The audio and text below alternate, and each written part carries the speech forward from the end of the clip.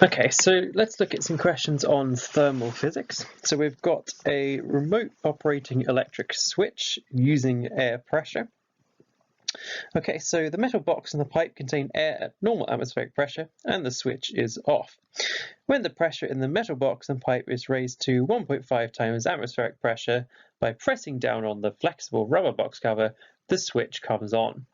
Explain in terms of pressure and volume how the switch is made to come on. So the first thing you do is you push down on the rubber. That causes the volume of air inside to decrease. And as long as you don't change the temperature and the number of molecules, which I think it's fair to say we're probably not, that reduction in volume is going to cause the pressure to increase. That's what Boyle's law tells us. Pressure and volume are inversely proportional. And that process activates the switch. So normal atmospheric pressure is 1 times 10 to the 5. At this pressure, the volume of the box is 60 centimeters cubed. Calculate the reduction in volume that must occur for the switch to be on. So it said we need pressure of 1.5 times atmospheric pressure to turn the switch on. So pressure and volume are inversely proportional. So to times the pressure by 1.5, we need to divide the volume by 1.5. And 60 divided by 1.5 is 40 centimeters cubed. So the reduction would be 60 minus 40 gives us 20 centimeters cubed. So explain in terms of air particles why the switch may operate without the rubber cover being squashed when there's a large rise in temperature. So first thing, the temperature is linked to the average speed of gas molecules. So the higher the temperature, the higher the average speed. We'll still have all sorts of gas particles at a range of different speeds, but we increase the average. And if we increase the average speed, we also increase their average momentum as well. Okay, so usually with gases, we talk about elastic collisions. So when the gas particles collide with the switch, they experience a greater change in momentum because each gas particle has greater momentum anyway. So there's a bigger momentum change.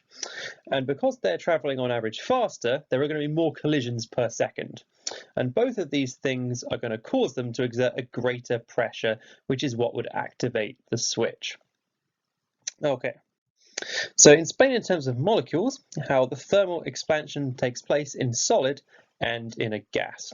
So as temperature increases, the speed of the solid molecules increases. That's pretty standard. So because in a solid they vibrate about a fixed position, what actually changes is you get a larger amplitude of vibration. So you'd see them travel further from kind of their fixed point, if you like. So we could also describe that as each molecule occupies more space because it kind of clears out a bigger space around it, and that's going to cause the separation between particles to increase and the material overall is going to expand. Okay, so in a gas, it's a little different. So in a gas, remember they're free to move. They're not in a fixed position. So again, your temperature increases, the average speed of the molecules increases. And what that means is the momentum change in each collision of the gas particle with whatever container is going to increase, and the number of collisions per second is going to increase. This is kind of a common theme with thermal physics. So that's going to cause an increase in pressure inside whatever the container is you're in. So what usually happens is the container is going to expand until the pressure outside is equal to the pressure inside again. Okay, so now we need to complete the table to show the relative expansion of equal volumes of liquids, gases, and solid. Okay, so liquids, and we're going to compare them to solids. So the forces between liquid molecules are smaller. So if we give them the same change in temperature, they're going to expand more, or slightly more anyway, than solids are. But there's not a massive difference between the force between solids and liquids, so it's only a slightly more. Whereas gases, there's very, very small forces between the molecules. So when you supply them with the same amount of energy, they're going to have a much bigger expansion because the particles are free to move around. Okay, so alcohol is often used in thermometers. State one property of alcohol that makes it suitable for use in thermometers. It says one, but there are lots of possible ones, so let's take a look. So we might use it because alcohol expands linearly with temperature. Remember, with a thermometer, we want for each degree of temperature change, we want the height to increase in a linear fashion. It may be because it has a large rate of expansion. So for 1 degree change in temperature, it might have quite a large increase in height, making it quite sensitive. Or the other thing is it might have a low melting point, which allows us to measure quite low temperatures. Because remember, we need it in liquid form for this to work. So if it has a low melting point, that's going to give us a bigger range of possible temperatures we can measure. Okay. So the diagram shows an attempt to estimate the specific latent heat of fusion of ice by adding ice at 0 degrees to water at 20 degrees. The water is stirred continuously as ice is slowly added until the temperature of the water is 0 degrees and all of the ice has melted. Okay. So 3 readings are taken. A description of the first reading is given. Write down the other 2 readings. So we've taken a reading of the mass of the beaker, the stirrer, and the thermometer. We want to also know what the total mass without the ice is. And we also want to know what the total mass with all of the ice is, because then we can measure what the total mass of ice is that we've added there. Okay. So write down word equations which the student could use to find the heat lost by the water as it cools from 20 degrees to 0 degrees. So that's going to be Q equals mc delta T, but it asks for a word equation, so we're going to do mass times specific heat capacity times temperature change there. And the heat gained by melting ice is Q equals ml, but it's going to be mass times specific latent heat of fusion, because remember it's going from solid to liquid, that's latent heat of fusion. Okay, a student calculates the water losses of 12,800 joules, and that the mass of ice melted is 30 grams. Calculate the value for specific latent heat of fusion of ice.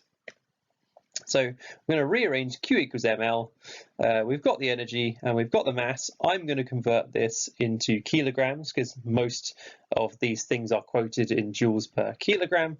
So we can see that we get a value of 430 joules per kilogram to 2 significant figures. It wouldn't matter if you left the mass in grams and quoted the value in grams. It will be 0.43 joules per gram instead. That would be fine, but I'm going to work in the standard unit of mass, which is kilograms. Suggest 2 reasons why this value is only an approximate value. So remember, we're trying to cool things below room temperature. So during the experiment, the ice and the water will gain thermal energy from the surroundings. So you're going to need to actually put more ice in than actually you theoretically should. And the other thing is, because of that, we're going to add excess ice, essentially. The other thing we could think of is we could be losing energy from the system by a process of evaporation alongside. And also it said we were stirring, so we're actually doing work on our solution the whole time. So we're actually inputting energy using that method too. So there's a few different things that we could come up with, but essentially we needed 2. Okay, so the diagram shows some apparatus designed to compare the ability of 2 surfaces to absorb infrared radiation.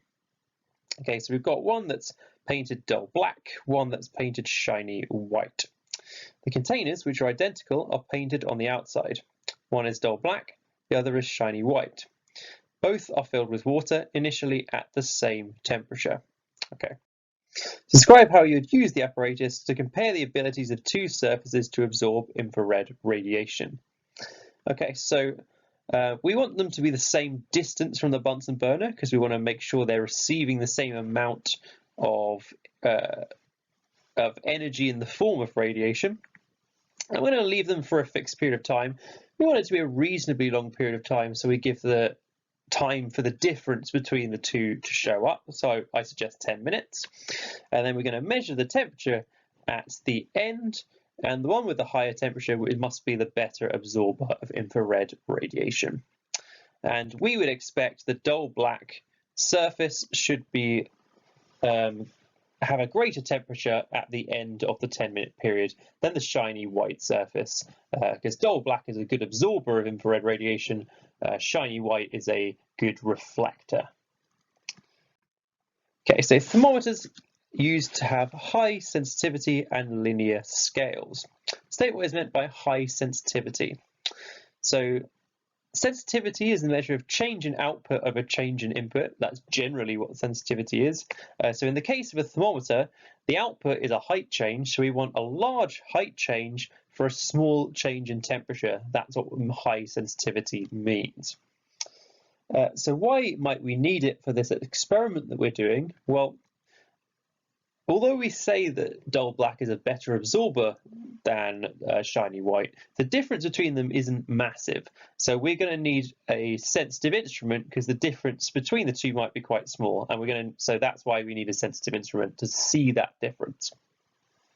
We mentioned earlier about alcohol having a linear expansion, but what does that actually mean?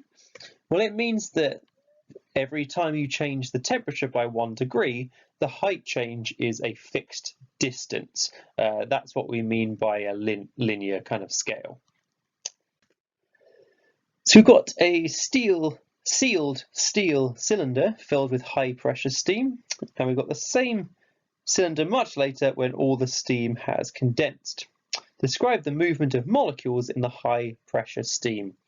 So high pressure must mean the molecules are traveling quite high speed.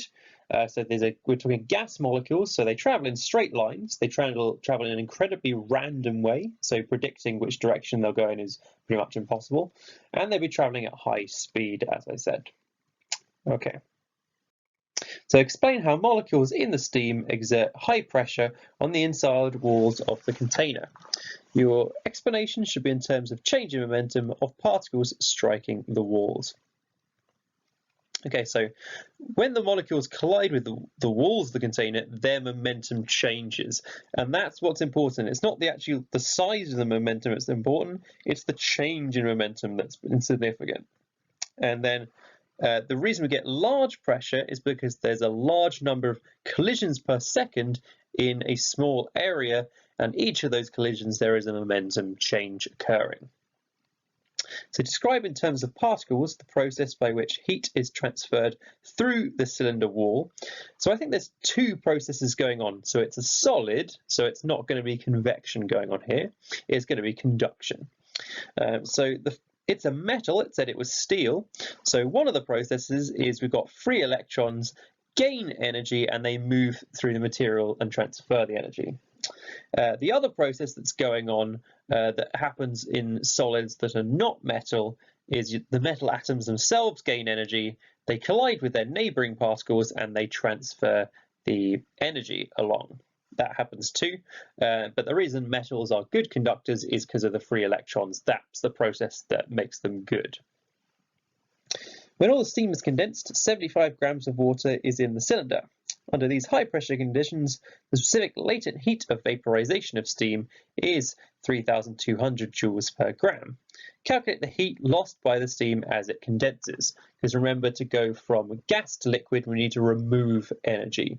So it's going to lose heat, and Q equals mL will tell us how much that is, and it's 2.4 times 10 to the 5 joules, and phase changes tend to be quite big quantities of energy, so that makes sense. A technician is designing a liquid in glass thermometer.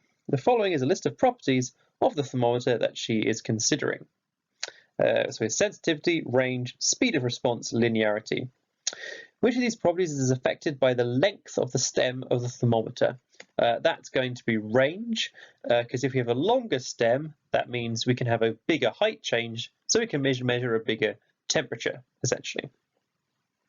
What is affected by the diameter? That's going to be the sensitivity, because if you have a larger diameter, that means the same temperature change would give you a smaller height change, because the same temperature change gives you the same volume change for the water, alcohol, whatever it is you're using. But if you have a bigger diameter, that same volume change is going to give you a smaller height change, so it's less sensitive. So in the space below, draw a labeled diagram of a thermocouple. So you see a few different diagrams of thermocouples, but there's a few key things you need to make sure there is in them. So you need two different metals, so I've called them metal 1, metal 2. Doesn't really matter what they are, but it does matter that they're different. And where those two meet is what we call the hot junction, or the place that we're trying to measure the temperature of. Then what we have is a cold junction. This is sometimes at room temperature. Sometimes we put that in melting ice. That gives us a very fixed temperature reference. And then we typically have two wires, often made of copper, but they need to be exactly the same now. And those are connected to a voltmeter, so that changes in temperature are going to output a potential difference on the voltmeter due to the different rates of electron diffusion in metal 1 and metal 2 caused by the temperature difference. Okay, so the whole of a sealed, empty, dusty room is kept at a constant temperature of 15 degrees centigrade, and light shines in the room through a small outside window. The observer points a TV camera with a magnifying lens into the room through a second small window set in an inside wall at right angles to the outside wall. Okay. Dust particles in the room show up on the TV monitor as tiny specks of light. In the space below, draw a diagram to show the motion of one of the specks of light over a short period of time. So the key here is that gas molecule motion is completely random, so the motion of the dust particles should also be completely random. So we're basically looking at the Brownian motion experiment here. So we could have drawn any kind of pattern, but the idea is it should be randomly all over the place. So after a period of 1 hour, the specks are still observed, showing that the dust particles have not fallen to the floor. Explain why the dust particles have not fallen to the floor. You may draw a labeled diagram to help your explanation. So I'm actually not going to use a diagram. I think we can just describe this in words. So the first key thing is the air molecules around the dust are traveling in completely random directions. So that means they're colliding with the dust from all different directions, and they're experiencing momentum changes in all different directions. So the dust is experiencing forces in completely random directions. And that's going to mean that after a period of time, it could be in absolutely any location in the room. There's no need for it to have gone to the floor. All of these collisions can move it around, and it could be literally anywhere in the room. So on another day, the temperature of the room is only 5 degrees. All other conditions are the same. The specks of light are again observed. Suggest any differences you'd expect in the movement of the specks when the temperature is 5 degrees. So I would expect to see less abrupt changes in direction because the air molecules will have smaller amounts of momentum. So their momentum change during collisions is going to be smaller. And the collision frequency, or the number of collisions per second, is also going to decrease if the air molecules are traveling slower. And both of those things give you a smaller force acting on the dust particle from each collision, and so we're going to get smaller variations in the motion of the dust. Okay, so the diagram shows apparatus that could be used to determine the specific latent heat of fusion of ice. So we've got a 40-watt heater, we've got some finely crushed ice, now we've got a glass funnel, and we've got a stand to hold the funnel and the heater. Okay. So in order to obtain as accurate result as possible, state why it's necessary to wait until water is dripping into the beaker at a constant rate before taking readings. So when we turn on the heater, it's not going to get up to its working temperature straight away. So I think that would take a period of time, and a good indication that that has happened is that we're getting a continuous drip of water through the system. Why do we use finely crushed ice?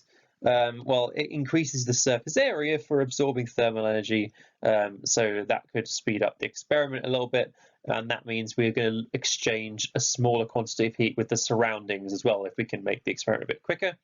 And the other thing is, with an ice cube, if you have a big one, it can stay cold in the middle while the outside is heating up. So again, that causes issues too. The power of the heater and the time for which the water is collected are known. Write down all the other readings that are needed to obtain a value for the specific latent heat of fusion of ice. So you'd need to know the mass of the beaker with nothing in it, and then the mass of the beaker with all the melt water too, because then you could figure out the total mass of water that's changed from ice into liquid. Using a 40-watt heater, 250 grams of water is heated for 3 minutes. The temperature rise is 5.9 degrees. Calculate specific heat capacity of water. So the first thing I'm going to do is convert to kilograms, because with mass I always convert to kilograms straight away. We can work out the amount of energy that's been supplied using E equals PT to give 7,200. Then we can rearrange our specific heat capacity equation to calculate C, plug our numbers in, and that's going to give us a unit of joules per kilogram per degree Celsius per Kelvin. It doesn't make any difference because it's a temperature change. If you kept it in grams, that should be 4.9 joules per gram per degree Celsius or Kelvin, either which. The accepted value for the specific heat capacity of water is 4.2 joules per gram per degree Celsius, so a little bit lower than the one we've calculated. State one possible reason why the value obtained is different from this. So we're going to be gaining thermal energy from the surroundings. That could be one source of difference. It also might be that the ice contains impurities with a higher specific heat capacity, so that when combined together, they give us this 4.9 instead of 4.2. A certain volume of water at room temperature and the same volume of ice in a freezer are heated through the same temperature rise. Which of them will have a greater expansion and why? Well, the water will, because it's liquid, whereas the ice is a solid, and liquids expand more for the same temperature rise due to the weaker forces between the molecules. For strength, concrete pillars are reinforced with metal rods, which are embedded in concrete before it sets. The list below shows how much length of 1 meter of each material expands when the temperature rises by 1 degree. So we've got aluminium, concrete, and steel. Use the information to decide which metal should be used to reinforce concrete, say why it's suitable and why the other's not suitable. So I would pick steel because its rate of thermal expansion is the same as concrete. So if we heat steel and concrete up by 1 degree, they'd expand by the same amount, which is going to put quite low stress on the concrete. If we used aluminium, that has a larger rate of expansion, so it could actually conceivably crack the concrete. Because solids expanding exerts a really large force on any surrounding material, and you'll know that if you've ever seen freeze thaw, like where water gets into cracks and expands. So that can lead to very large cracks in the material and weaken it. So water is poured into a plastic tabletop, forming a puddle. The same volume of water is poured into a plastic dish, which is placed alongside the puddle. This is illustrated in the diagram. Both lots of water begin to evaporate. In terms of behavior of molecules, describe what happens during the process of evaporation. So, evaporation is when high kinetic energy molecules, and it is just the high ones, escape from the surface of the water, and it has to be the surface, and they gain sufficient separation from neighboring molecules that the force between them is too small to prevent them escaping. So that's realistically, that's the process of evaporation. Explain why the puddle dries out more rapidly than the water in the dish. Well, the surface area is larger, so there's a higher chance or a higher probability of there being a high kinetic energy molecule on the surface. So if there's a higher probability of it happening, that means more molecules will escape per second. State 2 changes you can make to make lots of water evaporate more quickly. We can increase the water temperature. That increases the number of high kinetic energy molecules. We can increase the airspeed above the water, and we could decrease the air humidity. Or actually, we could also decrease air pressure. That's not something we usually talk about when we're talking about evaporation, but it is technically true, so we could put that if we wanted. In a place where refrigeration is not possible, a person attempts to keep a bottle of milk cool by using a procedure. So we've got a damp cloth in a bowl filled with water. So as it evaporates, it will draw up more water and stay wet. And we've got the milk underneath. So explain in terms of molecules why this procedure would be successful. So high energy molecules of water, evaporate from the cloth, and that decreases the average energy, or the average kinetic energy of its molecules, which is the same as saying we decrease its temperature. And that means its temperature is going to be below the temperature of the milk. And that means thermal energy is going to be transferred from the milk to the cloth, and that would keep the milk cool. So as the milk may be gaining energy from the surroundings, it gives it a way of transferring that to the cloth. The diagram shows a saucepan of boiling water on an electric hot plate. As time passes, thermal energy is constantly supplied to the water, but its temperature remains at 100 degrees. State two ways in which boiling differs from evaporation. Okay, so evaporation only happens on the surface, whereas boiling can happen anywhere in the liquid. Okay, so the first difference. We've got evaporation can happen below the boiling point, which is how like puddles and things disappear, but boiling only occurs at the boiling point, which for water, say, is 100 degrees. And then evaporation causes the liquid temperature to decrease, whereas boiling, you're supplying energy and actually it's a constant temperature process. Explain in terms of water molecules what happens to the thermal energy supplied to the water as it boils. So, the molecules gain, so when you're supplying energy, the molecules gain kinetic and other forms of energy, and their separation from their neighboring molecules increases, and it increases enough, and the important thing is the force between molecules depends on distance. So the further we get those molecules apart, the smaller the force is between them. And eventually the force becomes too weak and the molecule can now escape and move freely, and we would now describe it as being in its gas. So final question, describe an experiment to measure the specific latent heat of steam. You may include a diagram. I'm going to do a fairly simple experiment. There's lots of different versions of this. So I'm going to have an electric heater of known power, or I guess I could measure the power using a voltmeter and an ammeter, but let's say we've got a bit of known power. And we've got a mass of water that we've already measured, so we know how much water we've got to start with. I want to insulate the beaker so we can try and minimize any energy we lose to the surroundings. And I'm going to heat for a period of 10 minutes, and then at the end, measure the new mass of water.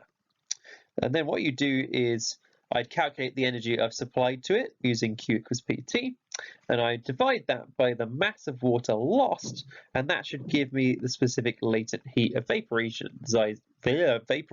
of steam, or at least a good approximation for what it is. Okay, and that completes this video.